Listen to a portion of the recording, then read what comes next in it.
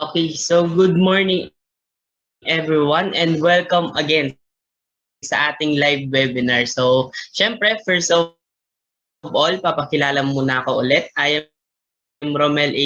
Jr. and ako yung lagi yung nagiging host, di ba? So, ito yung natin, part 7. 7 ng live webinar natin and magtapos na tayo sa registration. So, ngayon, mag-iiba naman tayo. Magiging government mandated contribution for businesses number 1. Okay, so ano na ba yung first topic natin? Siyempre, yung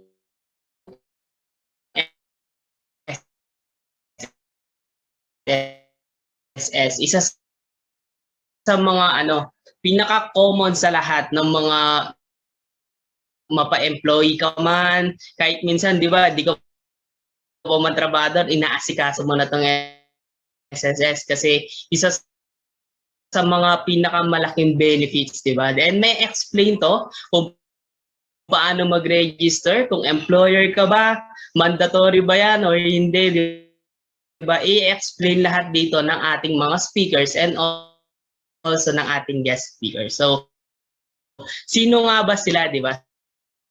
So, siyempre,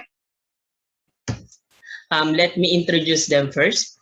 Ang ating first speaker ay si Tricia Jane Abila, which is she is a student intern at MBH Online Accounting and Business Solution. Also a fourth-year Bachelor of Science in Accountancy at Holy Angel University. She is also a lister from 2019 up to 2020 and also a member of Junior Philippine Institute of Accountants at Holy Angel University from 2018 up to 2021. None other than Tricia Jane Abila. So our second speaker is she is also a student intern at MBH Online Accounting and Business Solution, also a fourth-year Bachelor of Science in Accountancy at Holy Angel University. This lister from 2018 up to 2020. Also a member of Junior Philippine Institute of Accountants at Holy Angel University from 2018 up to 2021. Also a Zero Advisor certified. None other than, again, Janela Pauline Tayat. Siyempre, pupunta naman tayo sa ating guest speaker. So, ang guest speaker naman natin ay walang iba, di ba, Chef? Ang CEO and founder of MBH Online Accounting and Business Solution, Miss Myla Hernandez. So, okay, before tayo mag-proceed sa kanila, i-remind ko lang kayo na if meron kayong mga questions, meron kayong mga hindi naging clear sa mga discussion nila, feel free to comment them, yung mga question nyo sa sa Facebook natin, sa sa comment section diyan or sa Google form na pin-provide, 'di ba, na pinost din diyan. So, okay, let's proceed to our speakers.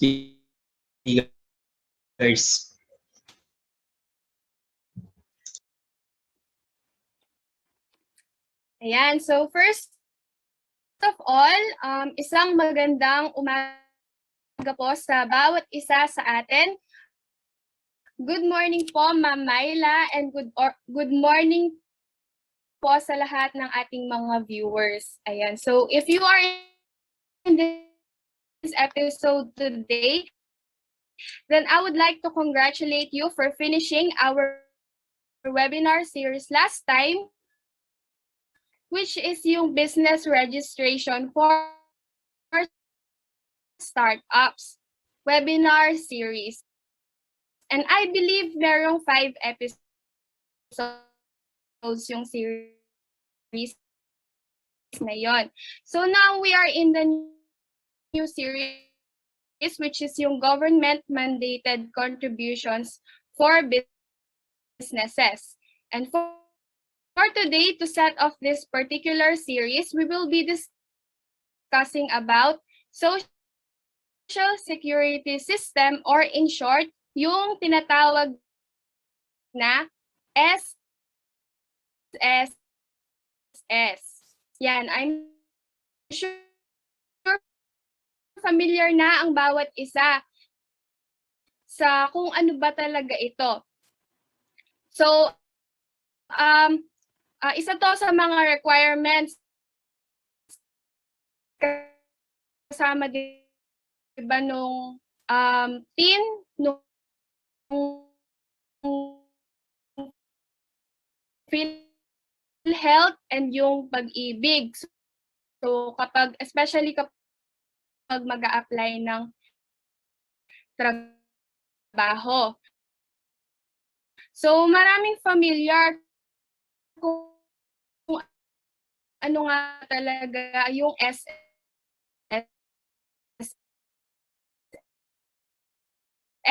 Pero,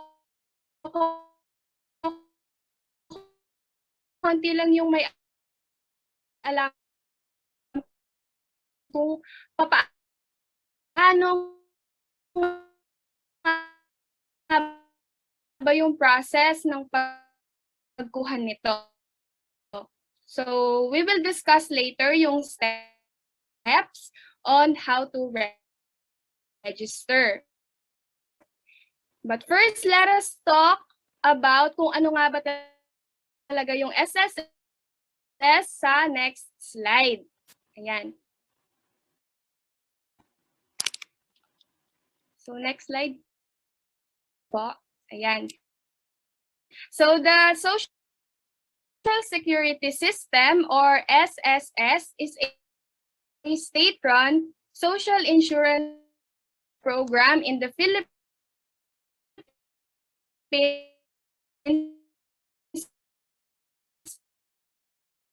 to workers in the private, professional, and informal sectors.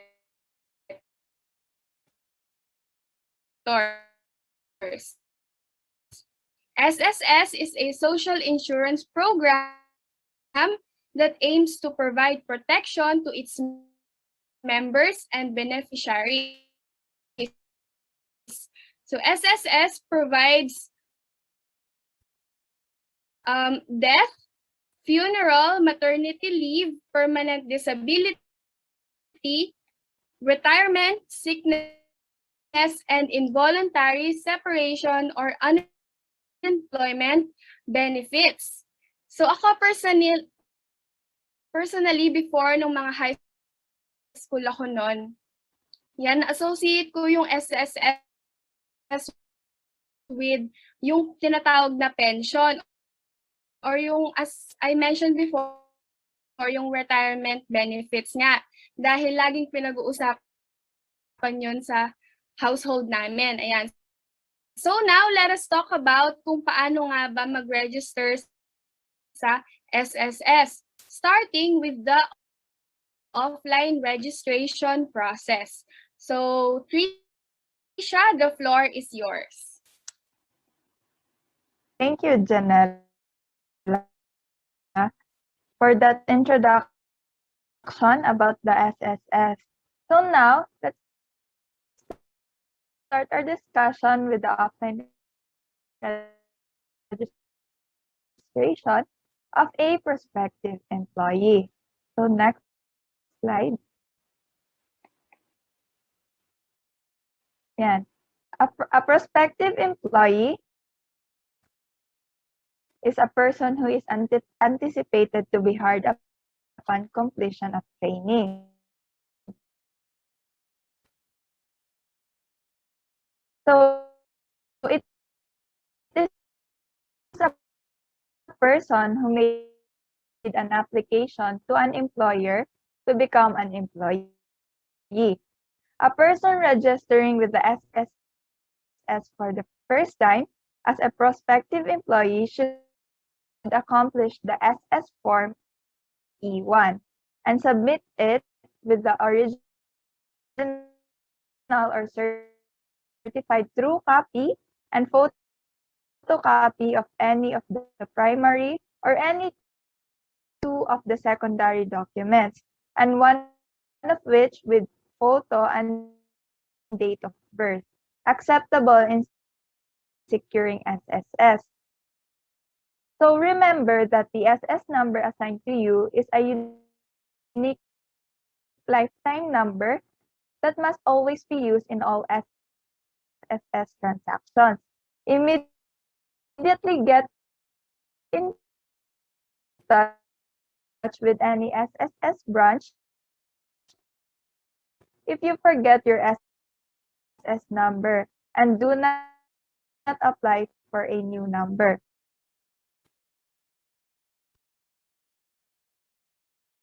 So next slide.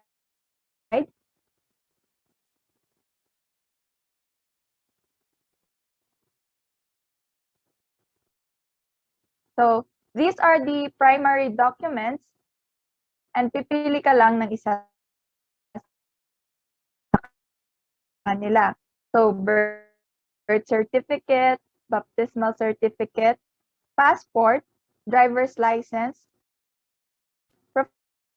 professional regulation commission card, and seaman's book.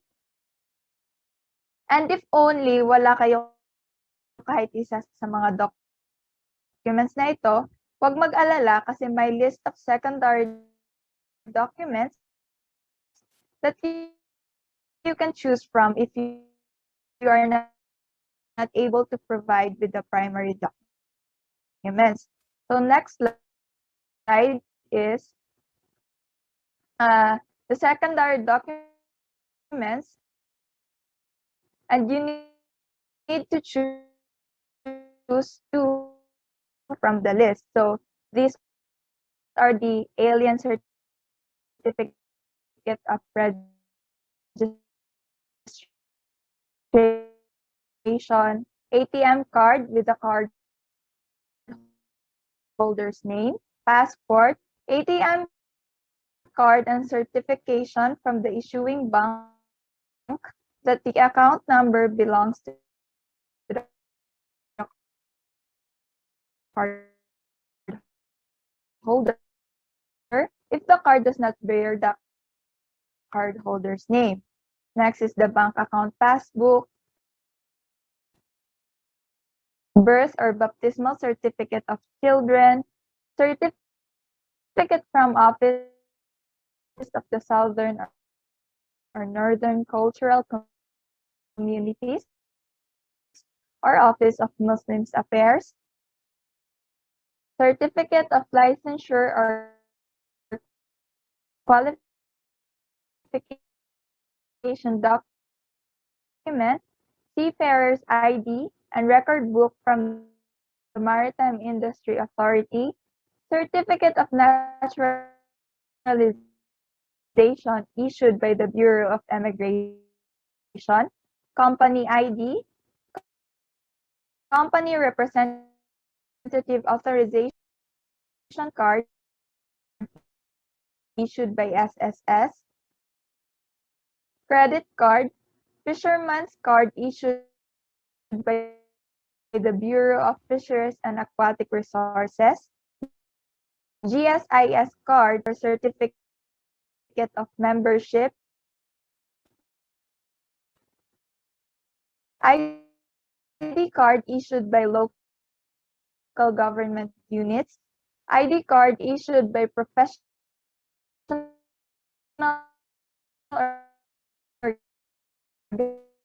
organizations recognized by the Professional Regulation Commission. Next slide.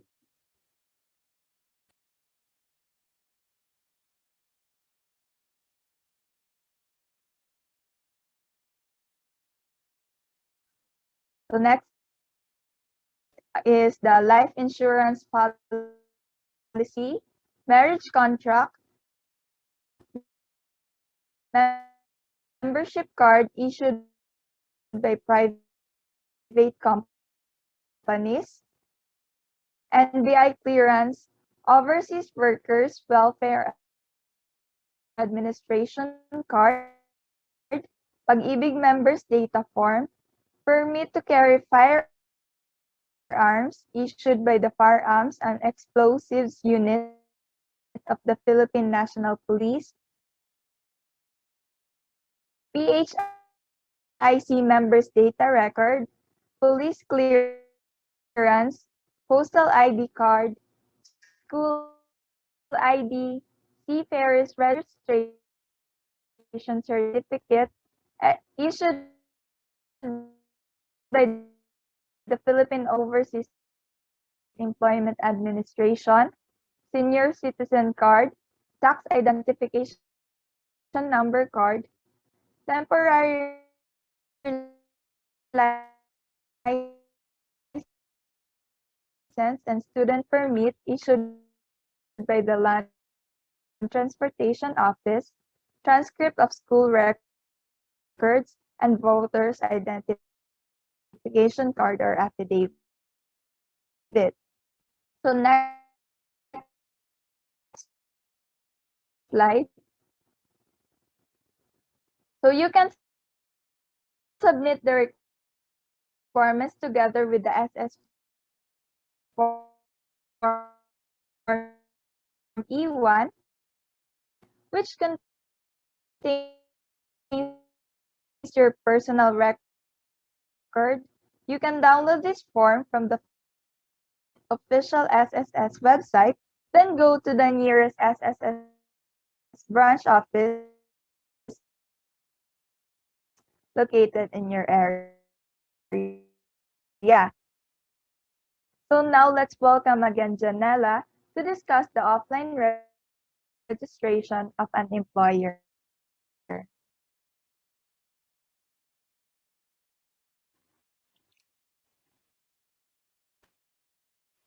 So yan. So next naman is still offline registration.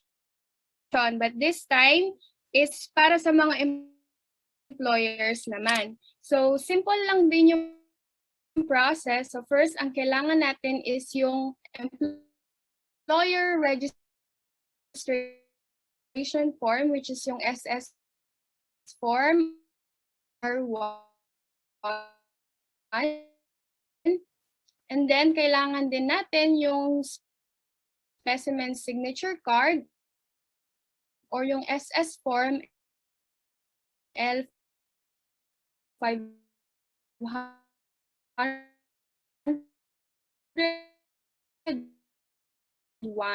So, fill upan lang natin ng mga ito and then submit together with original and photocopy of the following applicable documents duly signed by the authorized signatory.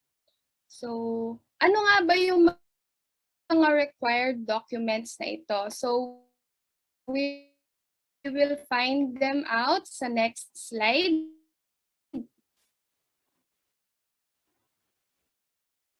Ayan, so, meron tayong mga categories dito sa column under legal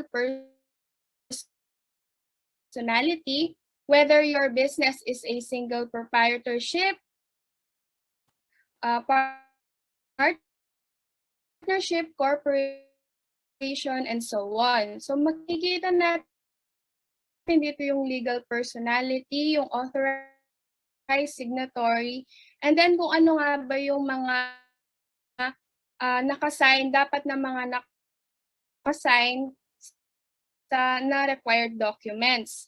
Okay? So for sole proprietorship, ang authorized signatory is yung owner. Or in his or her absence, any representative with valid special power of attorney. Then yung required documents are certificate of registration, business name, galing sa DTI, and then business permit, galing naman sa municipal office. So next, we have the partnership. And then ang authorized signatory is yung managing partner. And then yung kailangan na documents is the approved articles of partnership. And in the case naman ng corporation, ang authorized signatory is yung president, chairman, or yung corporate secretary. And then yung supporting documents naman is katulad din sa partnership, but this time articles of incorporation. Both of them from the Securities and Exchange Commission or the SEC. Yan. So next naman we have the foreign-owned corporation. And then the authorized signatory is the designated Philippine representative as shown dun sa SSS registration. And ang required documents are approved articles of incorporation from SEC and also licensed to transact business in the Philippines from SEC 2. So next, manning agency with foreign principal. Ayan, so our authorized signatory is the president, chairman, or corporate secretary. Then yung supporting documents are approved articles of incorporation from SEC and also agency agreement between the manning agency and foreign principal. We also have the cooperative. So for the cooperative, ang authorized signatory is the chairman or the corporate secretary. And then ang supporting document is the approved articles of cooperation.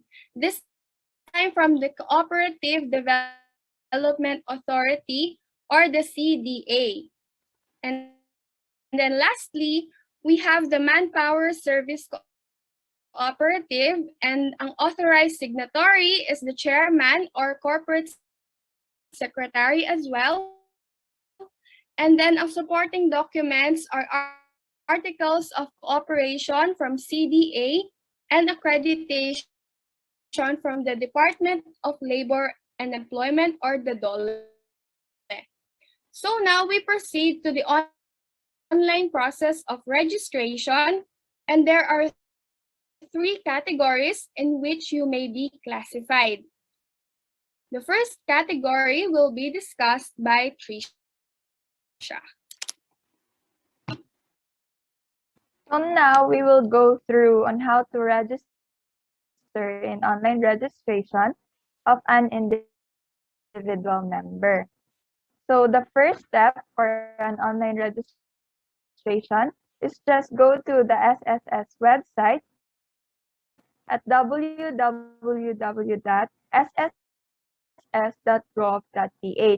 to register. So for the next slide,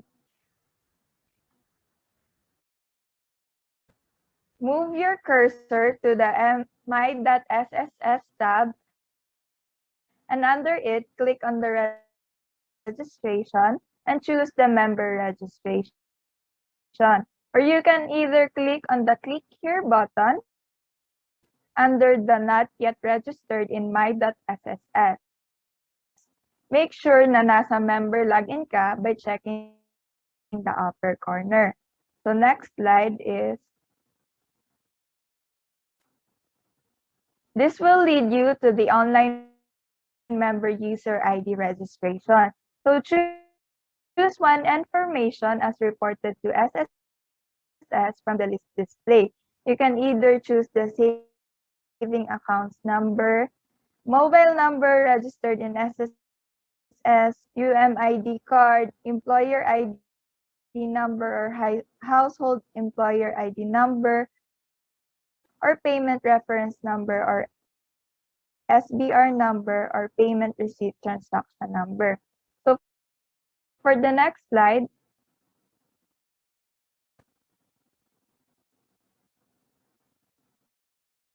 next slide please. So you just need to supply all the required information such as the CRN or the SS number, email address, which must be valid and active, preferred user ID between 8 to 20 characters, no special characters allowed except underscore, can be alphanumeric but first character must be alphabetic. So surname, given name, and middle name. Date of birth, mailing address, which must be Philippine address, randomly generated text and terms of service. Enter the code as it is shown. The code must be entered to ensure that an individual, not a computer program, is registering in the SSS website. So terms of service. Accept the terms of service by clicking the box. So to read the terms of service, you can view it by clicking the phrase terms of service found at the bottom of the page. So for the next slide,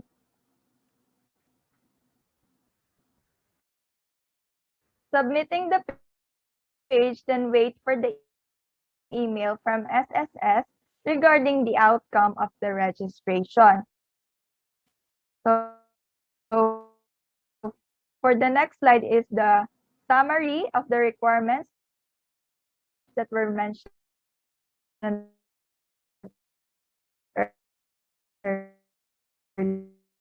earlier. Next slide. So these are the savings account number or Citibank cash card, UBP quick card or UMID ATM savings account number, ATM card with the cardholder's name, mobile number, UMID card PIN code, or mother's maiden name as reported in the Form E6 or the UMID card application form, employer or household employer ID number, payment reference number or special bank receipt number, or payment transaction number, CRN or SS number, email address, preferred user ID, surname, given name and middle name, date of birth, mailing address, randomly generated text, and terms of service. So for the next registration process, Janelle will discuss the online registration for regular employers.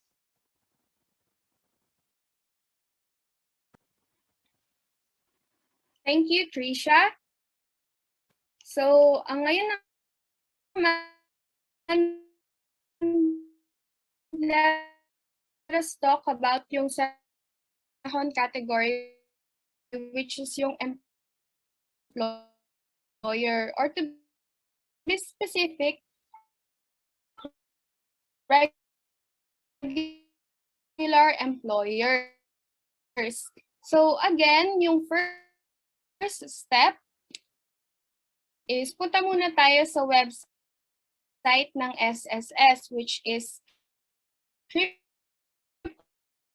www.sss.gov.ph.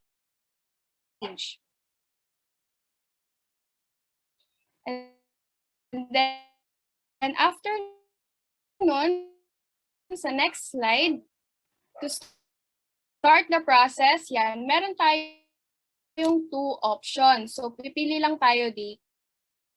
Pwedeng i-click natin yung my.sss na tab and then kung anong type of user tayo. So, in this case, employer. So, yung pangalawa, employer registration.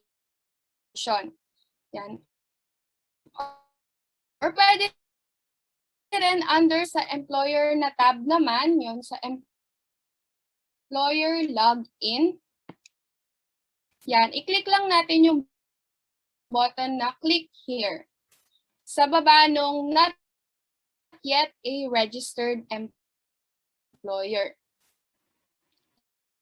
And the next slide naman, yan, mapupunta tayo sa isang page na kung saan fill outan natin yung mga mga blanks with our information. So make sure i-fill out lang natin yung mga merong asterisk dahil required ang mga iyon. Ayan. So for the next slide, yan, submit lang natin yung page na yon and then mag-wait tayo sa email na manggagaling kay SSS regarding sa outcome of our registration.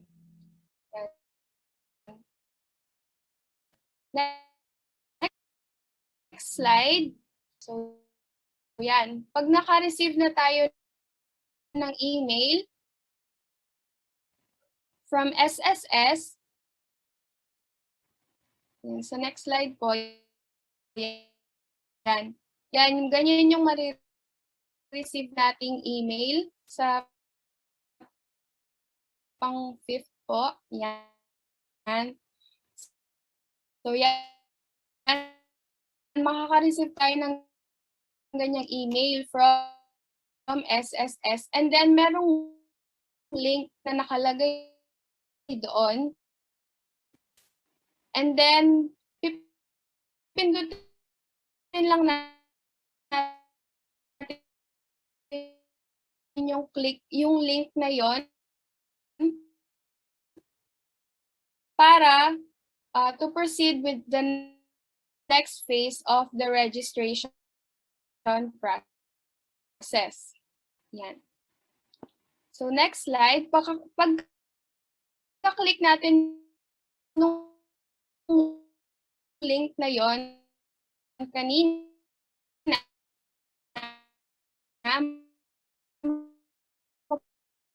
pupunta tayo sa isang page na mag-fill out tayo ulit ng mga iba pang information. Yan. Next slide. So after filling out, click lang natin yung I accept the terms of service and then click ulit natin yung submit. And then next, mag-wait lang tayo ulit dahil need munang i-verify ni SSS yung mga information na nilagay natin. So need muna nilang i-validate kung tama ba ang mga ito. Ayan. And then next, yan, once approved, once na-approve na ni SSS yung ating registration, makaka-receive tayo ng email from them na which includes yung company user ID and then yung password.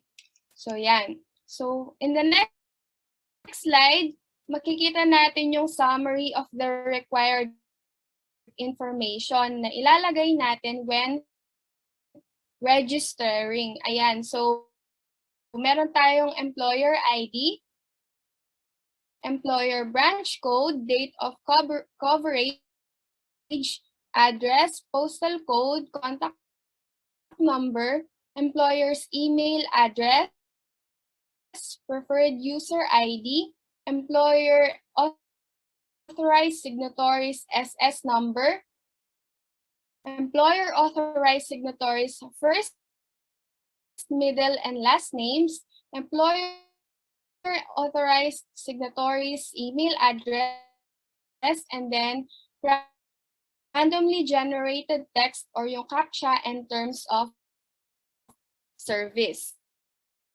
So next naman, ang last category will once again be discussed by Trisha. So, nandito na tayo sa last na category, which is the online registration of a household employer. So, ano nga ba yung household employer? It is one who uses the services of a house helper, whomever pays the compensation for such services, whether the husband, wife, or any other person shall be deemed the household employer. So an employer who does not report his or her employees, regardless of status of employment, is violating the SSS law. So the employer is liable to the employees and must pay the benefits of those who die, become disabled, get sick, or reach retirement age, pay all unpaid contributions, plus a penalty of 4 late payments thereon of 2% per month, and be held liable for a criminal offense punishable by fine and/or imprisonment. So now let's move on to the registration process. So next slide, please. So the first step for an online registration is just go to the SSS website to register. Then on the next slide,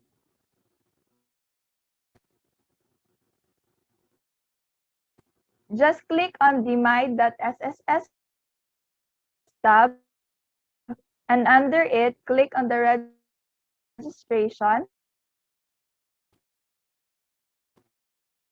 and choose the household employer registration.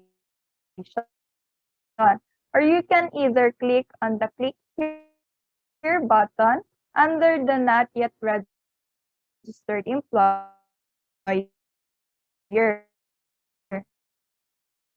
Make sure na nasa employer login ka, in which you can check sa taas. So after that, this will lead you to the online household employer user ID registration, which is on the next slide.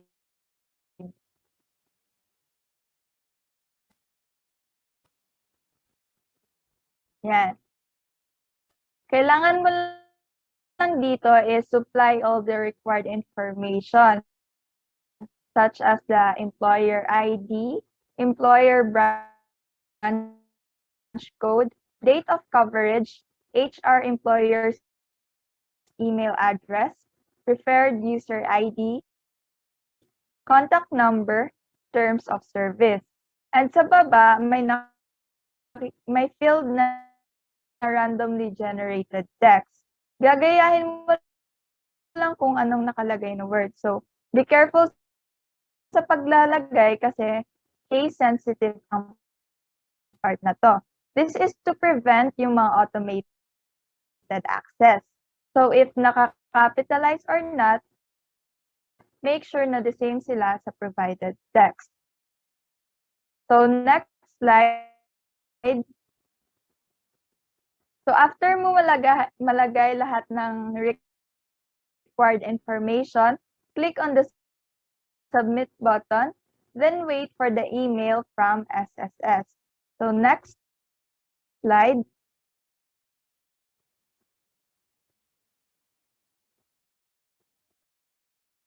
Next.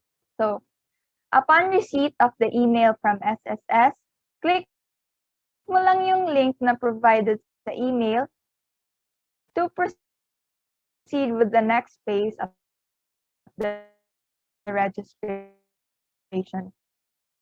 process.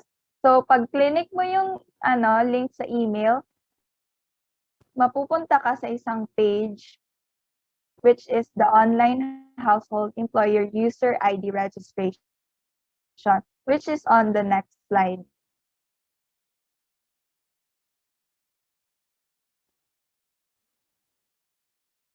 Yan.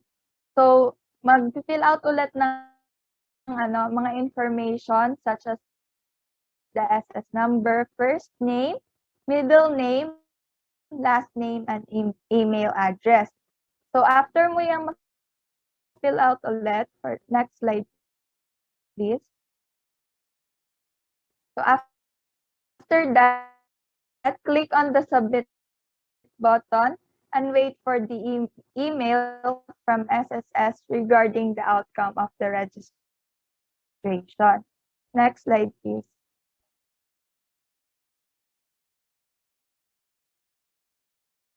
So, to complete the registration process, the SSS servicing branch will need to validate the submitted information. So, next, please.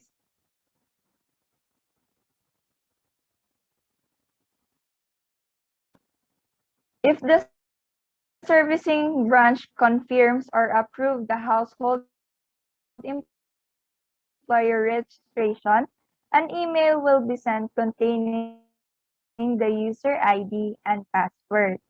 So next slide is the information na nabanggit ko earlier na needed when registering as a household employer. Next slide.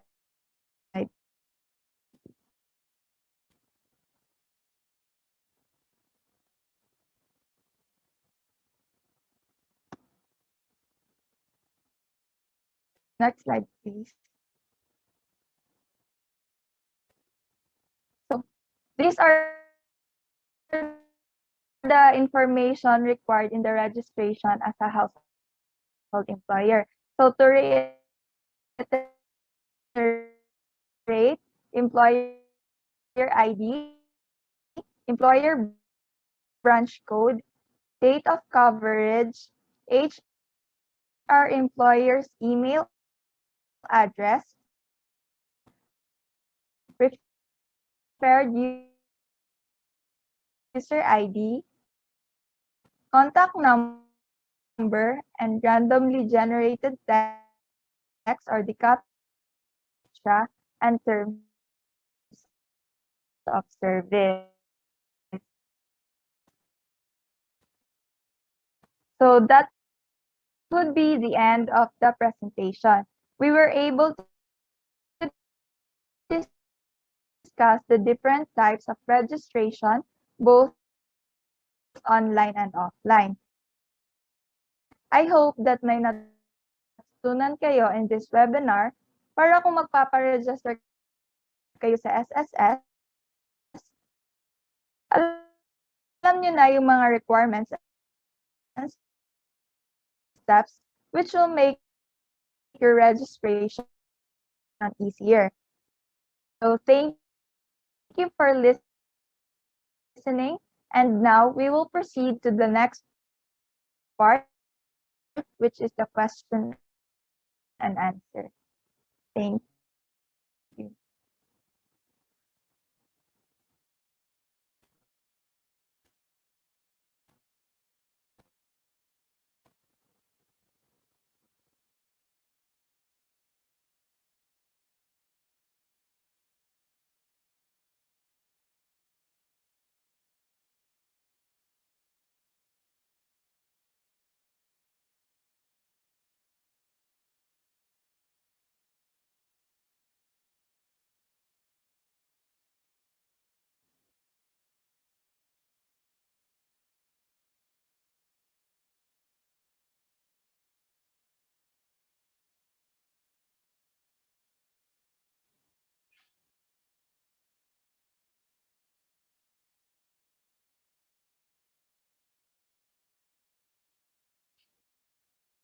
Good morning.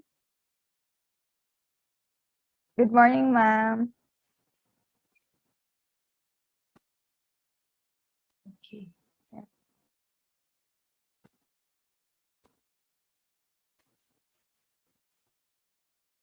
Good morning, ma'am.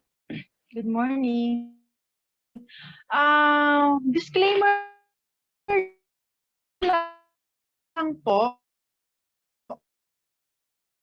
Yan, disclaimer lang po. We are not SSS employees. We are not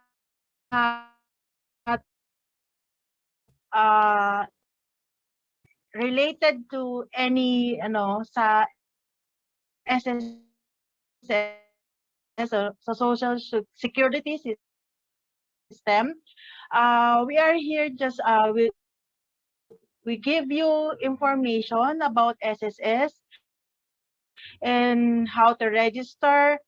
At saka yung mga bibigay naming tips and on or also on how to answer yung mga questions nyo is based on our personal experiences. So, kung meron man po kami na hindi masabi or meron kami na hindi ma-include, ma-include, you better, we will give you the links dito po, for further information po. Para mismo po direct po sa SSS, kayo po makakapagtanong. Okay, let's have the questions na. Can a member withdraw membership with SSS? Yes po. Kahit na, di ba, this po kasi is intended for pensioner. Yung iba po kasi, kaya naghuhulog sa SSS because it para sa pension nila. If kapag po na-reach na po nila yung seniority age. Okay? Pero po, kahit po hindi pa po kayo senior, is pwede nyo pong ma-withdraw yung membership nyo with SSS basta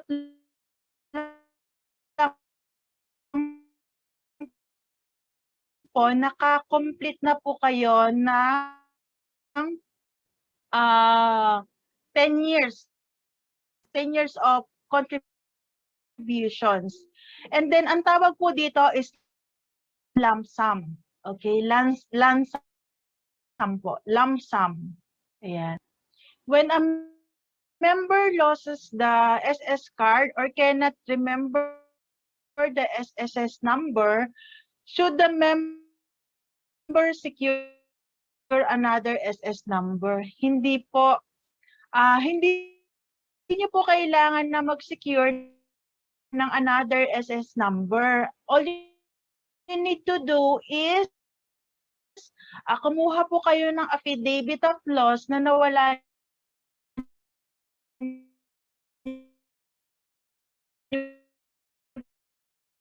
po yung SSS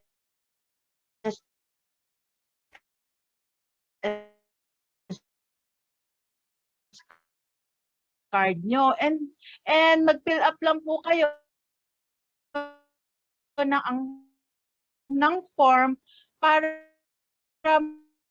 makapag-secure po ng another copy ng SSS ID nyo. And then if you cannot remember po yung SSS number naman niyo, you just tawag ito, you can email the SSS or pwede rin po magpunta mismo dun sa SSS and then mag-fill up lang po kayo nung para ma-verify po. Ang sabihin nyo lang po is to verify.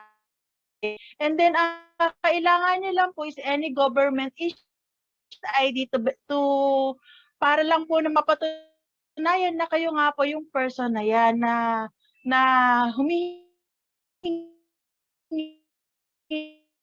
ng SSS number.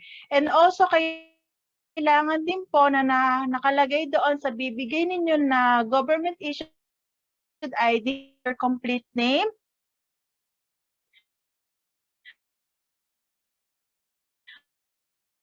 and your birthday. Mahalaga po sa ma-retrieve, madali po sa kanila na retrieve ang inyong SSS number.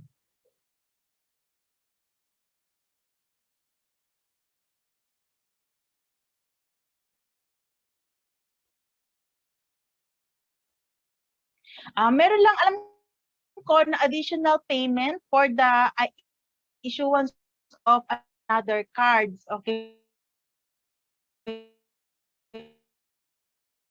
At nakalimutan ko lang if 200 pesos or 300 pesos. Kasi yung unang card po kasi is free. And susunod, in case wala, hindi na po siya free.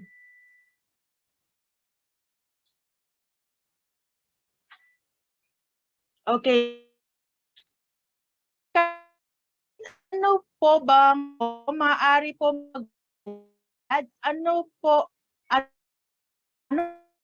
ano po ang ilalagay sa payment reference number?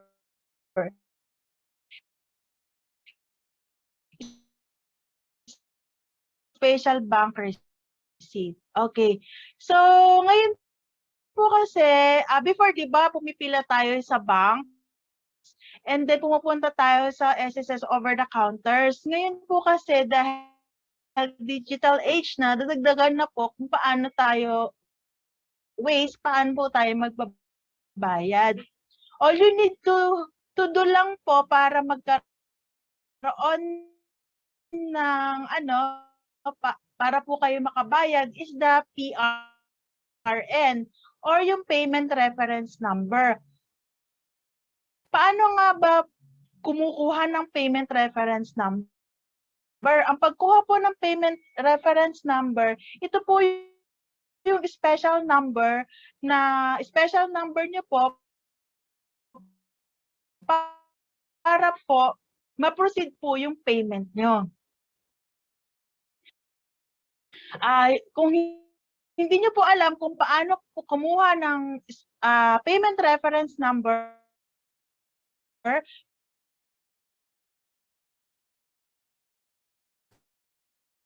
pwede po kayong tumawag sa hotline ng SSS para po kumuha nito.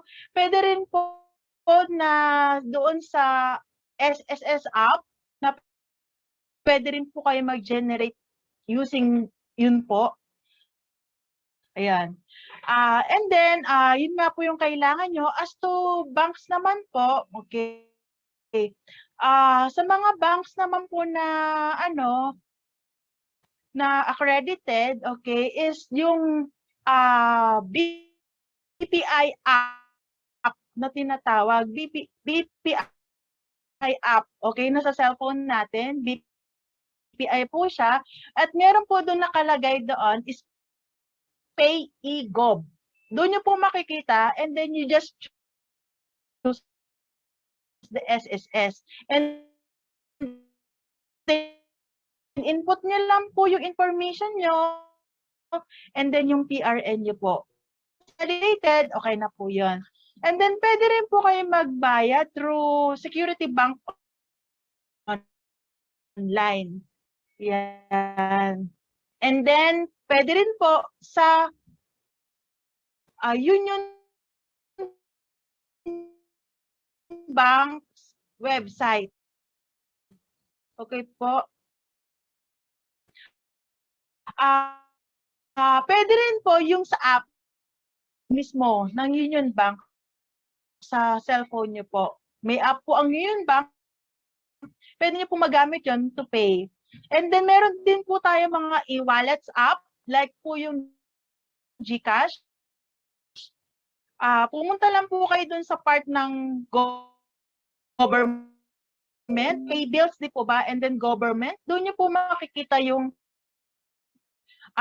SSS. Yan. And then, Pay Maya app, meron na din po sila sa Pay Maya app. Ano nyo lang po, tawag dito, pwede po kayo magbayad using the Pay Maya app. Next, yung pong meron din po ng mga other mobile apps na na-encounter ko before. Yung Bayad Center app, pwede na rin po ngayon yun. Yung mga bayad center natin, di ba, yun. Meron na rin po silang app ngayon na pwede po kayo doon magbayad. Meron na rin po yung tinatawag na coins.ph. Another din po siya app na pwede rin po kayong magbayad doon. May na-encounter din po ako yung management, MONEYGMET app. Yun po. Pwede rin nyo po yun, pwede rin nyo po magamit yun pag magbabayad po kayo ng pag-ibig, SSS, PhilHealth Pag-ibig. Another po, yung mga over-the-counter banks.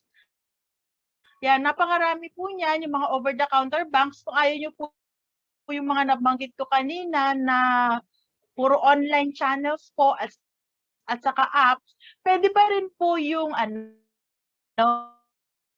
yung over-the-counter banks like po yung Asia United Bank, yung Bank of Commerce, yung Bank One Savings Bank, yung Partner Rural Bank, yung PBB, yung Philippine Business Bank, yung mga rural banks of Lanuza, yung RCBC po, yung UBP o yung Union Bank of the Philippines, at saka po yung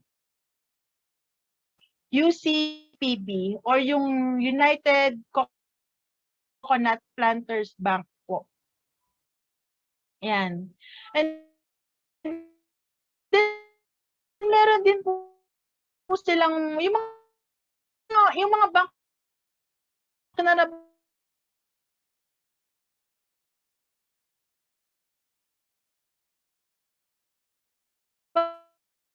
ko kanina, meron din po silang mga web link.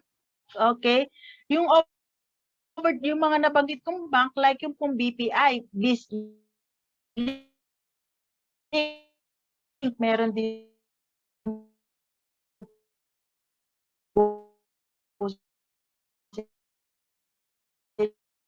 sila.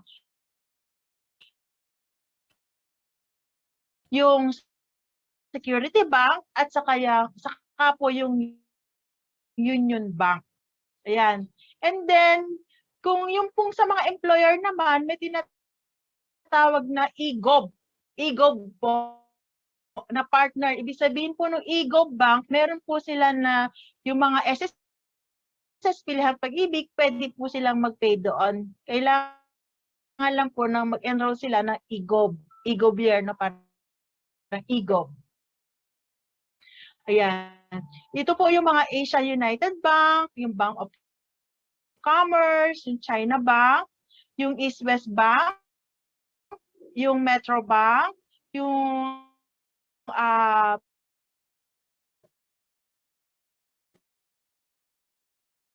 PBB, yung PBCom na tinatawag, Philtrust Bank, RCBC, yung Robinsons Bank, Standard Chartered Bank, UCPB, saka po yung Veterans Bank. Kung meron po akong mga banks na na hindi nabanggit, pwede po kayo na ito sabi ko nga po kayo na sa disclaimer ko, this one is just for our experience po on dealing with the payments po. Yan, meron din po na mga other non-banks po. Kanina po nabanggit ko yung mga banks, ito naman po yung mga over-the-counter na non-banks. Like po yung SM, di po ba? Sa SM Mart Inc., meron din po silang bayad center doon na pwede din po kayong magbayad sa kanila. And then yung electronic commerce payments Inc. o yung tinatawag na Easy Pay. Easy Pay. At saka po yung CIS Bayad Center Inc. or yung CBCI na tinatawag po. Ayun po. So, if ever nga po na meron akong hindi nabanggit, ayun, pagpasensyahan na nila. Anyway, next question. Ayan, once I click the submit button in the page, ibig sabihin po ba na registered na ako sa SSS as an employer? Hindi pa po. Ayan, kasi po, i-verify pa po yan ng SSS under verification po in case po na na-verify po nila and then may mga lacking po sa mga documents natin or may needed documents po na kailangan pang i-submit, you need to resubmit po. And then, para po malaman natin na tayo ay registered na po, we will receive po an email, a confirmation email na successful po yung registration natin.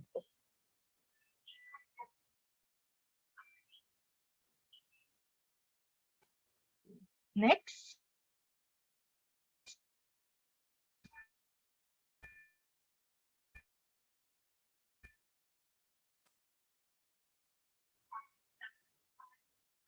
Paano po malalaman if need to register to employer registration or household employer registration? Once po kasi na tayo ay nag-register na po with the DTI and BIR, automatic po sana mag-register na din po tayo sa SSS PhilHealth, sa SSS po, sa SSS po. Bakit po? Kasi po kahit tawag dito, lalo na po pagka may mga, kasi kahit minsan po kasi part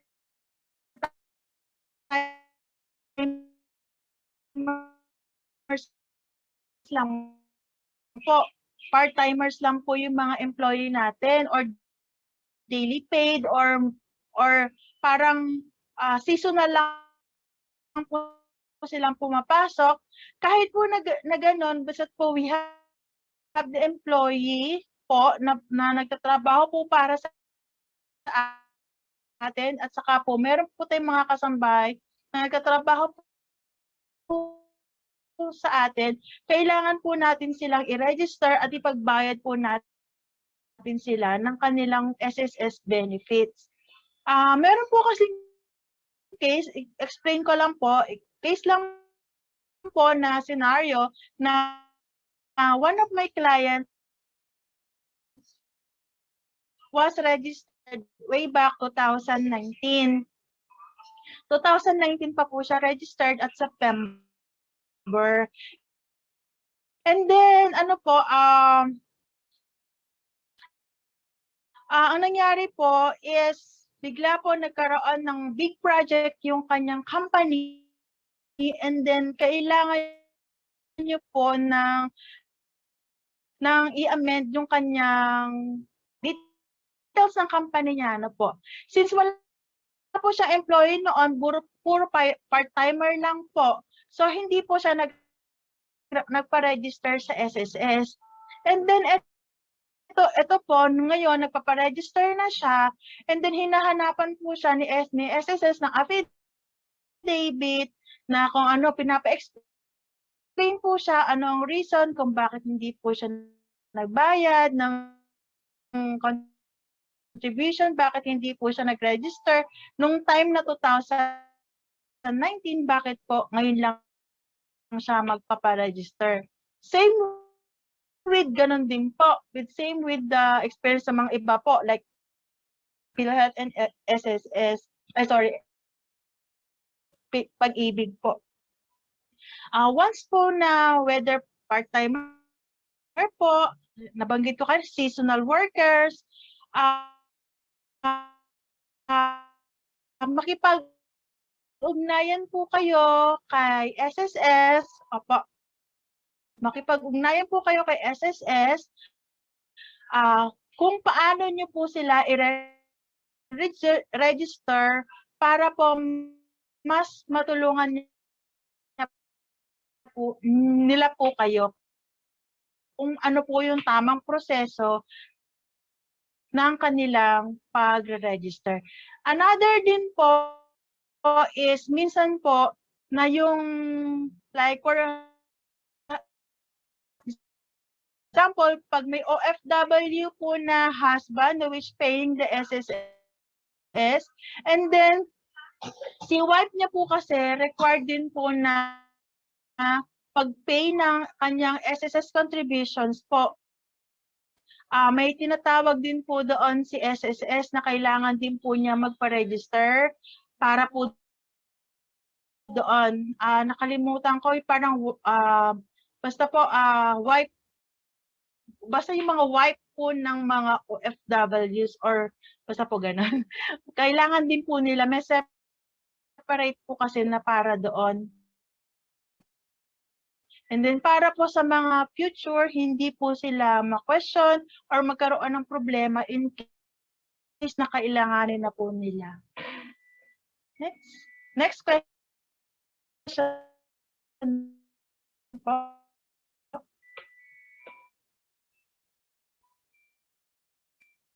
Same pa rin po ba ang requirements if I'm unemployed na married and with children? Ang difference lang po sa requirements if you are employee na married and with children, kapag po kasi single, di po birth certificate lang po at saka valid government issued ID as to proof ng yung identity. Kapag po kasi married ka po, ang sa halip na birth certificate, you will need the marriage certificate for ano po, para sa change po kasi ng status nyo para magamit niyo po yung pangalan ng husband nyo o yung surname ng husband nyo. And then for the dependents, para naman po ma-include nyo po yung mga children nyo with your dependents po, kailangan din po ng copy ng kanilang PSA birth certificate.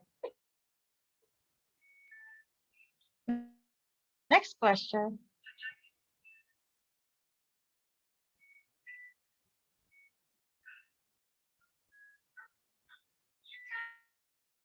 What are the requirements if I am a managing partner? Kapag po kayo ang managing partner, like for the partnership and corporation po, you will be needing the SPA or tinatawag po sa partnership and corporation na board resolution or secretary certificate indicating that you are the managing partner and you are the one who will be the person or the authorized representative dealing with the SSS. Next question po. I think that is all the questions po, ma'am. Ayan. Ayan. If ever na, yun nga, may disclaimer, Trisha, Janela, and sa ating host, disclaimer ko kanina na we are not an expert with this. Hindi po kami SSS employees. We are not related dito sa company na to. We are just here to give you information. Information lang po. And then all those information are based on our personal experiences po. If ever na we have omit something, ano po, pasensya na po kasi hindi po namin yun na-experience. Ayan. Any thoughts? Janella, Trisha, and Rommel?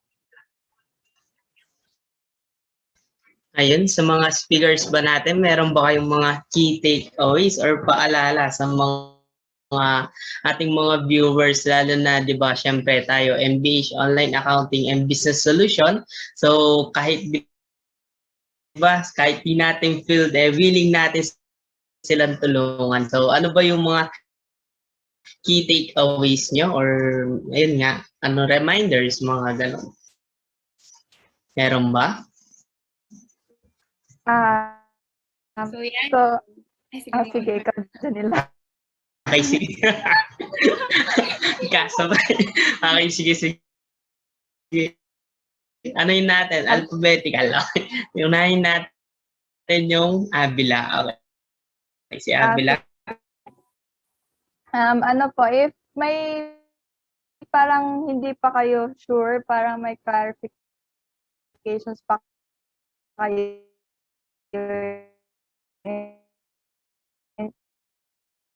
paano based sa webinar namin, you can always check the SSS website to their social media. Available siya, accessible siya anytime naman to check kung ano ba yung gusto nyo pang malaman po. So, yun po. Janela. Ngayon, si... Yan, so,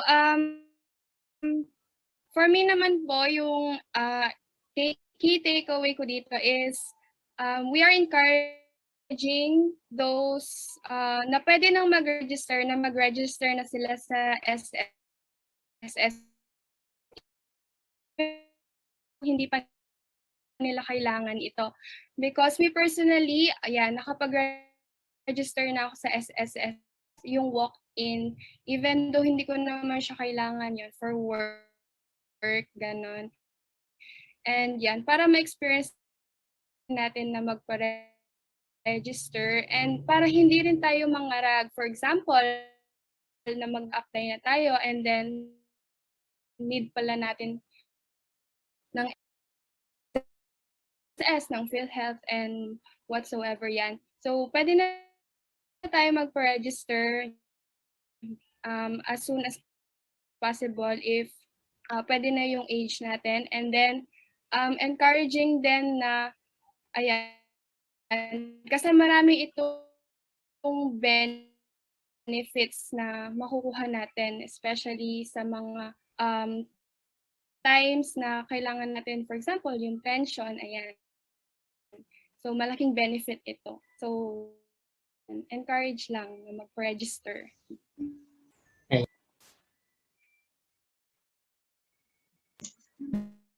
Ayun, so thank you. Kasi kahit ako, yung totoo, ako sa edad kong to, I'm already 21 years old, pero wala pa akong SSS. Maybe. Thank you sa pag-share kasi isa ako sa mga natulungan din kahit na ako yung host, di ba? So ngayon, thank you sa ating mga speaker and also sa ating guest speaker na mga nag-answer ng mga questions and I hope na nakatulong sa kanila and lalo silang mag-guide para hindi maligaw, di ba? Baka umaya imbis na diretso, kumanan bigla o kaya kumaliwa, di ba? So, mahihirapan at mahihirapan. So,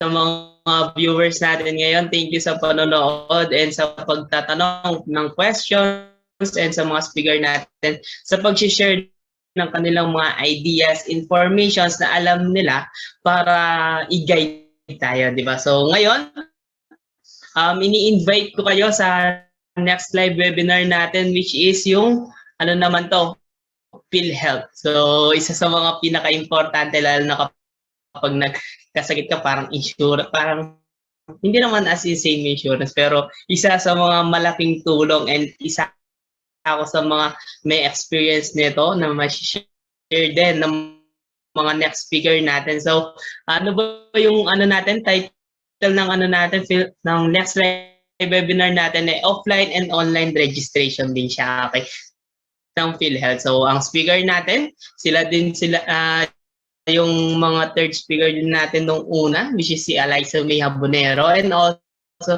Zyril Reyes, and also our guest speaker, Miss Myla Hernandez. So, thank you sa inyong time, sa pakikinig, and sa pag-share, pagla-like, pagko-comment ng aming live webinar, and see you sa aming next live webinar. So, thank you guys.